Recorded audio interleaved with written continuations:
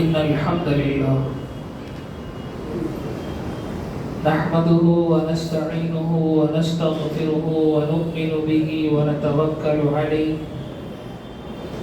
ونعوذ بالله من شرور أنفسنا ومن سيئات أعمالنا من يهده الله فلا مضل له ومن يضلله فلا هادي له ونشهد أن لا إله إلا الله وحده لا شريك له ونشهد أن سيدنا وسندنا وحبيبنا ومولانا محمدا عبده ورسوله أما بعد قال الله تبارك وتعالى في القرآن المجيد والفرقان الحميد بعد أعوذ بالله من الشيطان الرجيم بسم الله الرحمن الرحيم إنا أنزلناه في ليلة القدر وما أدراك ما ليلة القدر ليلة القدر خير من 1000 شهر صدق الله العظيم وصدق رسوله النبي الكريم ونحن على ذلك لمن الشاهدين والشاكرين والحمد لله رب العالمين۔ تمام قسم کی سب تعریفیں اللہ کے لائق ہیں جس نے حضرت محمد الرسول اللہ صلی اللہ علیہ وسلم کو ساری انسانوں کی طرف آخری نبی اور آخری رسول بنا کر بھیجا، اور درود و سلام نازل ہو آقائے مدینہ، فخر موجودات، شفیع المذنبین، خاتم النبیین، حضرت محمد الرسول اللہ صلی اللہ علیہ وسلم پر جو رحمت للعالمین بن کر اس دنیا میں تشریف لائے۔ بزرگان محترم، آپ جانتے ہیں کہ رمضان المبارک سے پہلے والا یہ اس سال کا آخری جمعہ ہے، اور انشاءاللہ العزیز اگلا جمعہ رمضان کے مبارک مہینے میں آئے گا۔ رمضان مومنوں کے لیے تربیت کا مہینہ ہے۔ رمضان مومنوں کو انہینس کرنے کے لیے اللہ رب العزت نے متعین فرمایا۔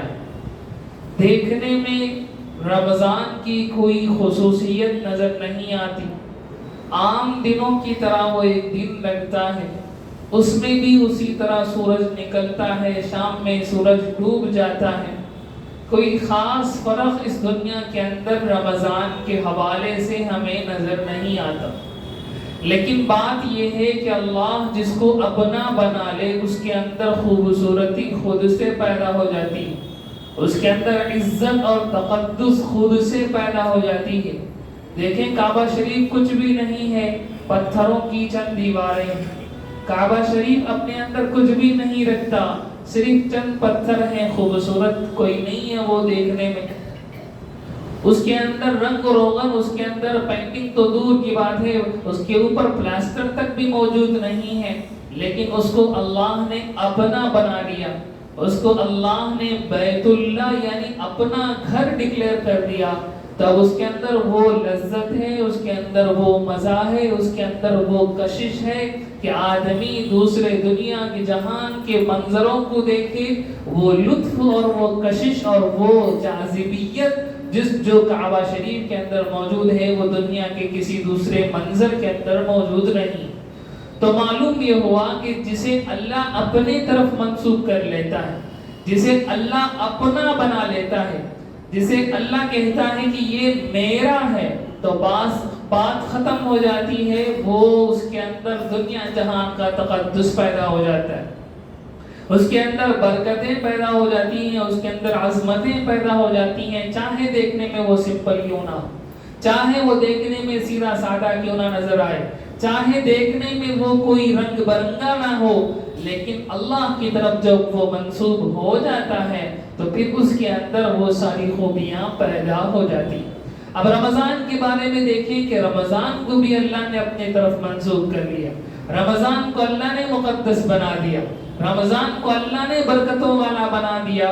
تو دیکھنے میں یہ عام دنوں کی طرح ہے جس میں سورج نکلتا ہے، سورج ڈوب جاتا ہے، دنیا کے سارے کام کاج اسی طرح ہوتے ہیں جیسے عام دنوں میں ہوتے ہیں۔ کافروں کے پاس آپ دیکھیں کہ انہیں کوئی فرق نہیں پڑتا رمضان میں اور رمضان کے علاوہ دوسرے دنوں میں، وہ اسی طرح صبح میں اٹھتے ہیں، وہ اسی طرح رات میں سوتے ہیں، کوئی ڈیفرنس ان کے درمیان نظر نہیں آتا۔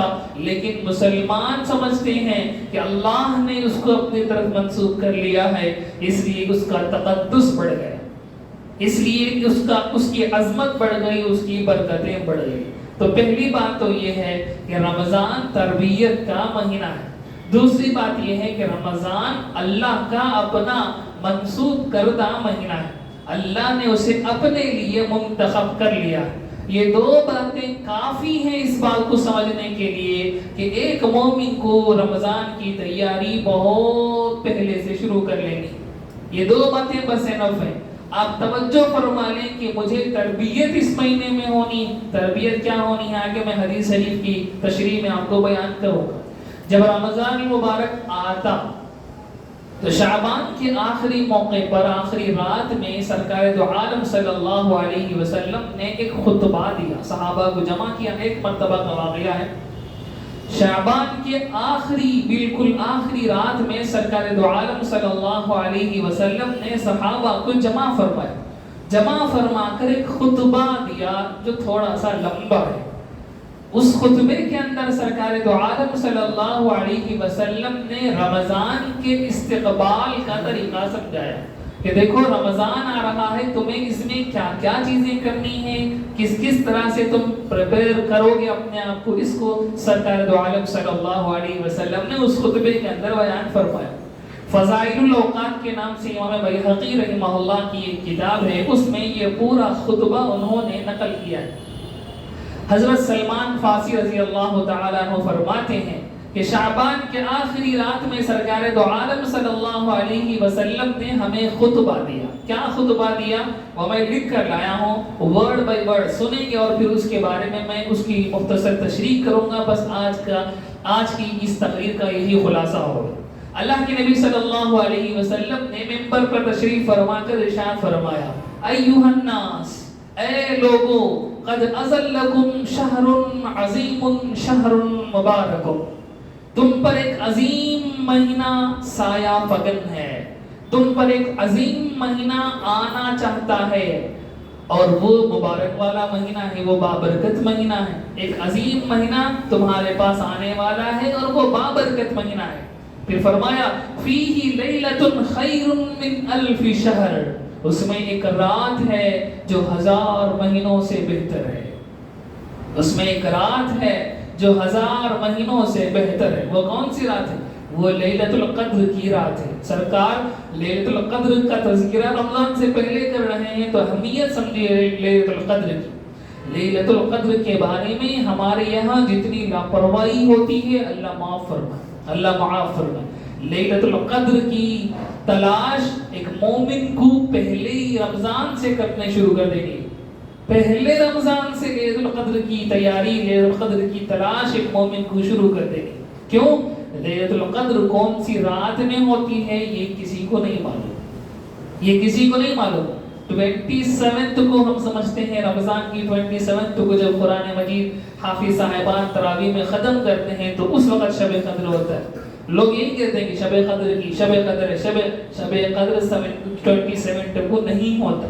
شب قدر کب ہے اس کو کوئی نہیں جانتا سوائے اللہ کے، اس کو کوئی نہیں جانتا سوائے اللہ کے۔ خود سرکار نے فرمایا کہ شب قدر کو اللہ نے مجھے بتایا تھا پھر بھلا دیا، اللہ نے مجھے بتایا تھا، میں لوگوں کو بتانے کے لیے گھر سے باہر نکلا، 2 لوگوں کی لڑائی ہو رہی تھی تو اللہ نے میرے دماغ سے لیلۃ القدر کی جو اسپیسیفک رات تھی اس کے ڈیٹ کو بھلا دیا، اس کی ڈیٹ کو بھلا دیا۔ اب شب قدر کون سی رات میں ہے دنیا کا کوئی بھی عالم اس کو ڈیفائن نہیں کر سکتا کہ یہ شب قدر کی رات ہے، یہ شب قدر کی رات ہے، یہ کوئی بھی عالم نہیں کہہ سکتا۔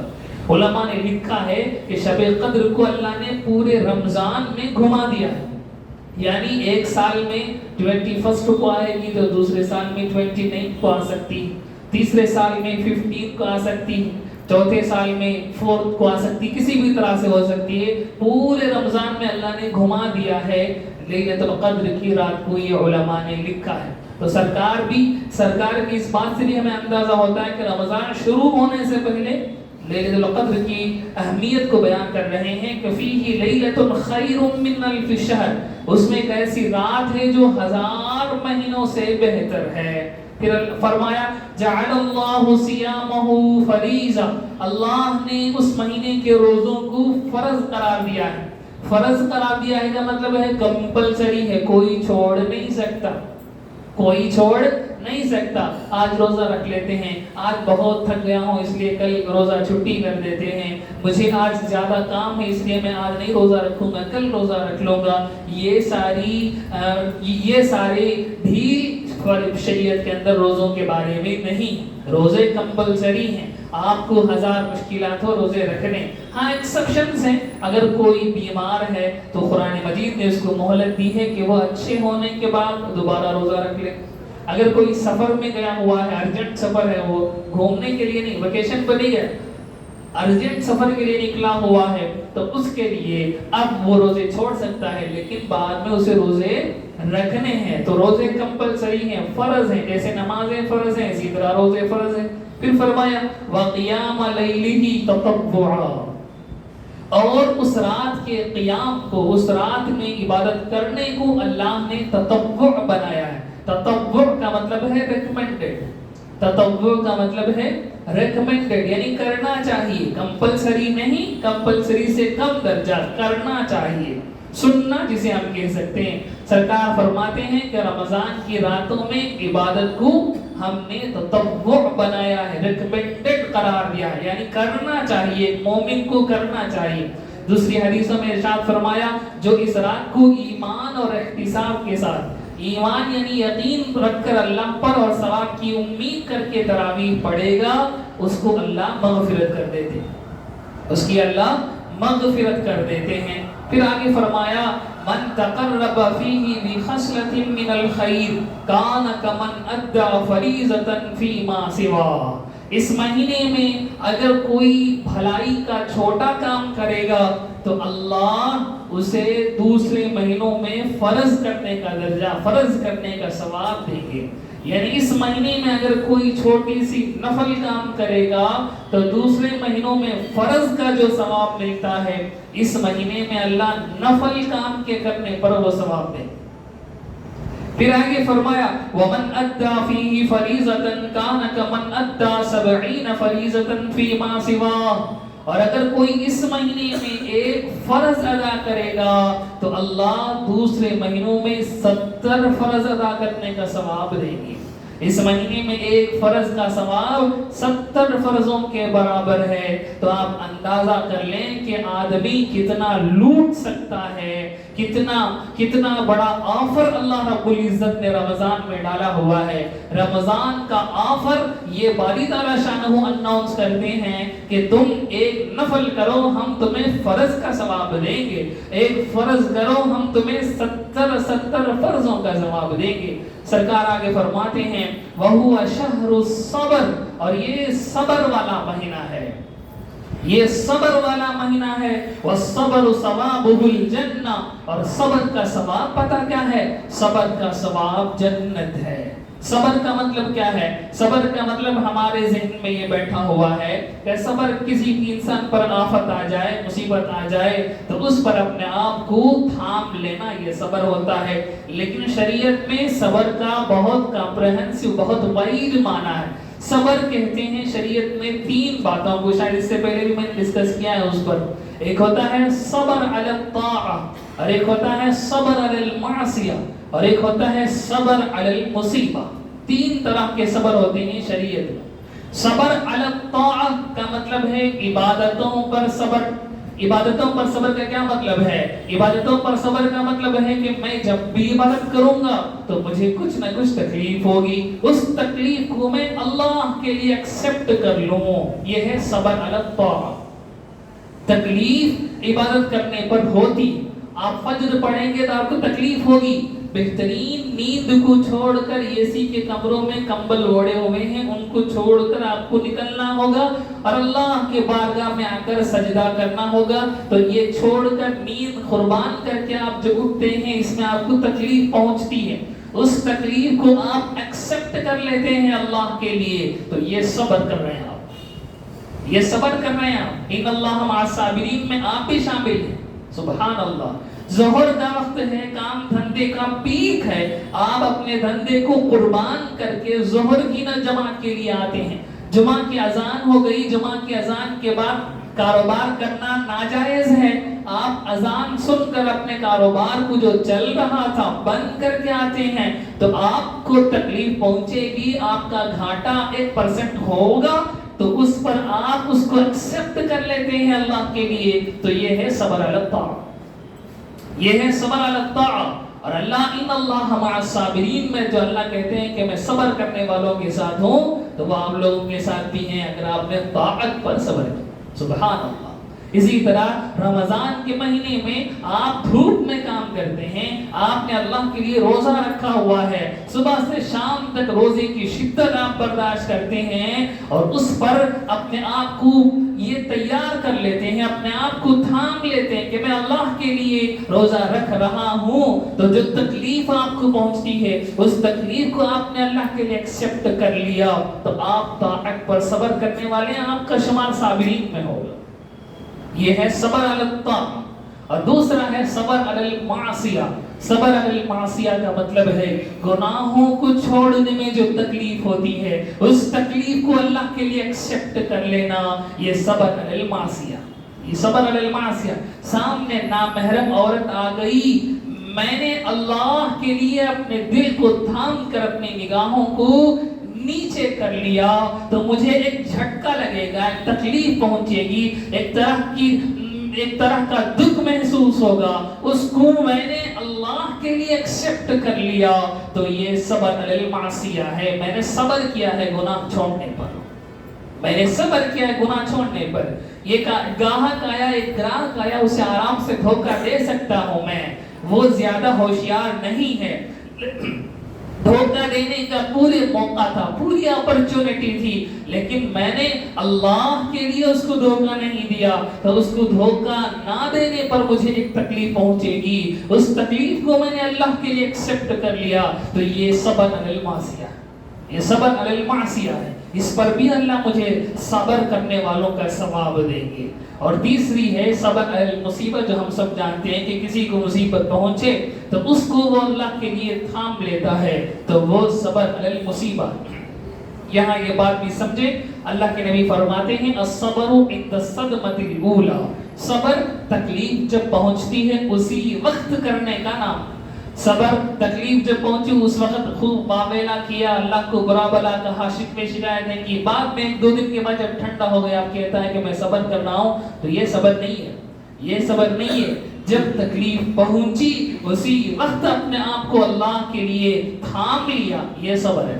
کسی قریبی رشتہ دار کا انتقال ہوا تو جب انتقال ہوا اسی وقت اپنے آپ کو تھام لیا. اپنے آپ کو تھام لینے کا مطلب ہے کہ اللہ کے خلاف زبان نہیں کھولا, اللہ سے شکوے شکایتیں نہیں کی, اللہ کے سامنے اپنے آپ کو بڑا بنا کر نہیں کیا. رونا تو انسان کی فطرت ہے, وہ رو سکتا ہے, لیکن اپنے زبان کو قبضے میں رکھا, تھام کر رکھا, اللہ کے خلاف زبان درازی نہیں کی. تو یہ صبر ہے, یہ صبر ہے. تو سرکار فرماتے ہیں وَشْبَهُ وَشَهْرُ الصَّبْرِ, یہ صبر کا مہینہ ہے.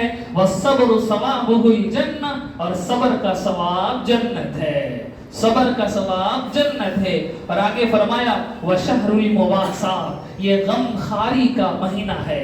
غم خاری کا مطلب ہے دوسروں کی تکلیف کو فیل کرنا. دوسروں کی تکلیف کو فیل کرنے کا مطلب ہے کہ جن کو دنیا میں کھانا نہیں مل رہا, جن کو پینا نہیں مل رہا, آدمی میرے پاس کھانا ہے, میں کھانا نہ کھا کر ان کی تکلیف کو فیل کر رہا ہوں. میرے پاس پانی موجود ہے, میں نہ پی کر ان پیاسوں کی تکلیف کو محسوس کر رہا ہوں.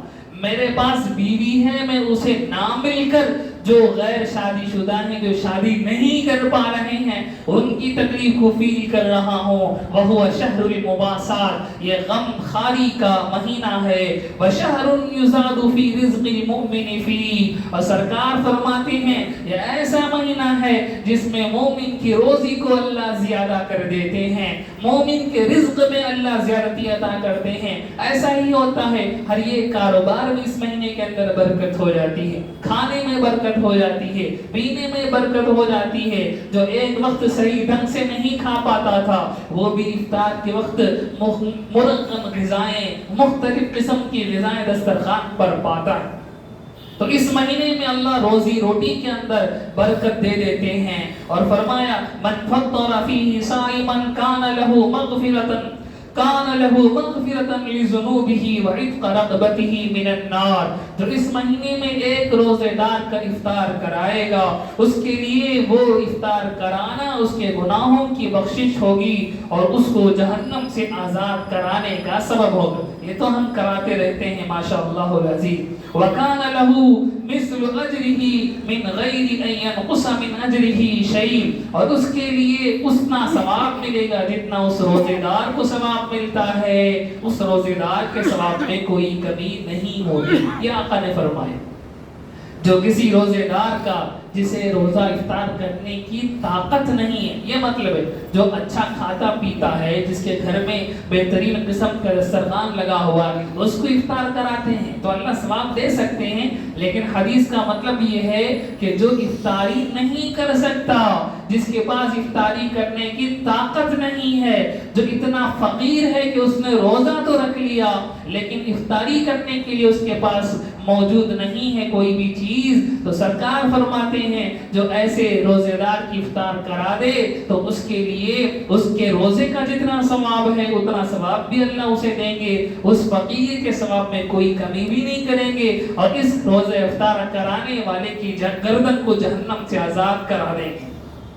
یہ اس زمانے کی بات ہے جب صحابہ کے پاس کھانے کے لیے کھانا میسر نہیں تھا، موجود نہیں تھا، تو صحابہ نے آگے سوال کیا، قالوا یا رسول اللہ، صحابہ نے کہا اللہ کے رسول، لیس کلنا نجد ما یفطر الصائم، ہم میں سے ہر کوئی اتنی طاقت نہیں رکھتا کہ وہ کسی روزے دار کا افطار کرا دے، تو یہ ثواب ہم کیسے حاصل کریں گے روزہ افطار کرانے کا؟ سرکار فرماتے ہیں، قال، سرکار نے فرمایا، یعطی اللہ عز وجل هذا الثواب من فطر صائما على مزقة لبن او تمرة او شربة ماء، سرکار نے فرمایا اللہ یہ ثواب اس شخص کو بھی عطا کریں گے جو ایک گھونٹ دودھ پلا دے، جو ایک کھجور کھلا دے، جو ایک گھونٹ پانی پلا دے، اللہ اس کے لیے بھی یہ ثواب عطا کریں گے۔ وَمَنْ أَشْبَعَ صَائِمًا سَقَاهُ اللَّهُ مِنْ حَوْزِ شَرِبَةً لَا يَظْمَأْ حَتَّى يَدْخُلَ الْجَنَّةَ، اور سرکار نے فرمایا جو روزے دار کو پیٹ بھر کر کھلائے گا اللہ اسے میرے حوض سے اتنا سیراب کرائیں گے کہ جنت میں جانے تک اسے پیاس نہیں لگے۔ کل قیامت میں جب سارے بھوکے پیاسے ننگے کھڑے ہوں گے، اس دن اللہ رب العزت حوض کوثر سے اس کو اتنا سیراب کرائیں گے کہ جنت میں جانے تک اسے کھانے پینے کی ضرورت محسوس نہیں ہوگی۔ اور فرمایا وَهُوَ شَهْرٌ أَوَّلُهُ رَحْمَةٌ وَأَوْسَطُهُ مَغْفِرَةٌ وَآخِرُهُ عِتْقٌ مِّنَ النَّارِ، یہ ایسا مہینہ ہے جس کا پہلا عشرہ رحمت ہے، دوسرا عشرہ مغفرت ہے، اور تیسرا عشرہ جہنم سے خلاصی ہے۔ یہ ساری باتیں ہم مختلف بیانات میں سن چکے ہیں۔ اور فرمایا من خفف عن مملوکہ غفر اللہ لہ واعتقہ من النار، جو اپنے نوکر سے اس کے کام کو ہلکا کر دے گا اس مہینے میں اللہ رب العزت اس کی مغفرت فرمائیں گے اور اس کو جہنم سے آزاد کر دیں گے۔ نوکر سے مطلب ہے کہ اپنا جو نوکر ہے، اپنے پاس جو کام کرنے والا ہے، وہ اگر روزے دار ہے تو اس مہینے میں اس کے کام کو کم کر دینا چاہیے، اس مہینے میں اس پر سختی نہیں کرنی چاہیے۔ عام دنوں میں اسے 1 کلومیٹر 2 کلومیٹر دوڑاتے ہیں، عام دنوں میں اسے 50 کلو 60 کلو کے موٹے اٹھواتے ہیں، تو اس مہینے میں اس پر سختی نہیں ہونی چاہیے۔ اگر وہ روزے دار اگر وہ نکما ایسا ہے کہ روزہ ہی نہیں رکھتا تو پھر اس کے ساتھ نرمی سے کرنے کی کوئی ضرورت نہیں ہے. اگر وہ روزے دار ہے, اگر وہ نمازی ہے, تو پھر نمازیوں کو مارنے سے سرکار نے منع فرمایا, ان کو گالی دینے سے سرکار نے منع فرمایا. رمضان کے مہینے میں ان کے کاروبار کو, ان کے محنتوں کو ہلکا کر دینا چاہیے, کم کر دینا چاہیے. اگر کاروبار میں مشکل ہے, کام کم کر دیں گے تو ایک اور نوکر رکھ لیں, ایک اور کام کرنے کے لیے لڑکا رکھ لیں, تاکہ رمضان میں کام ہلکا ہو سکے, روزہ رکھنے کی ہمت پیدا ہو سکے.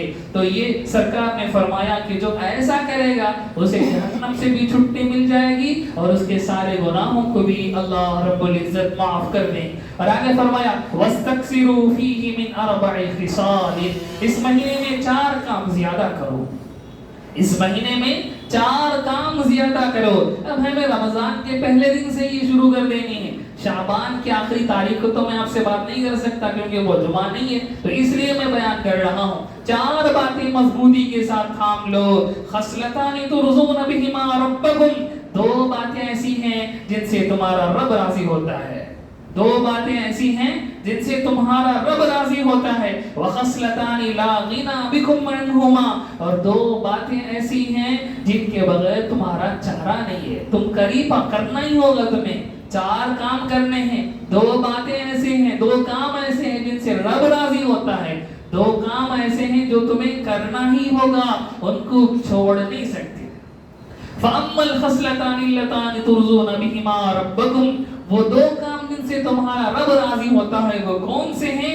فَشَهَادَةُ اللَّهِ إِلَٰهَ إِلَّا اللَّهُ وَتَسْتَغْفِرُونَ, نمبر 1 کلمہ طیبہ کی گواہی دینا, نمبر 2 استغفار کرنا.